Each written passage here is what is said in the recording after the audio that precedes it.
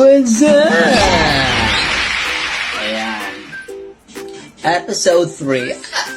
Episode 3. Vlogger. Alright. So, Bahasa 101 tayo ngayon. So, dalawa. May bonus kayo ngayon sa akin. Dalawa ang ituturo ko sa inyo ngayon. Kasi, ano yung gising namin? Tinan mo yung view, oh. Diba? Ganda. So, kami sa 5th floor dito sa ating aming apartment. Okay. So, anong word ngayon? Thank you. Yeah.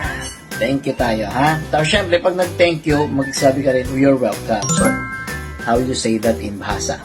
Okay.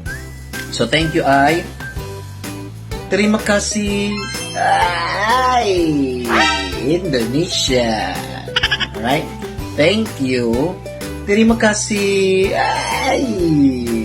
Alright? Or pwede naman kasi, thanks, gano'n. Informal lang.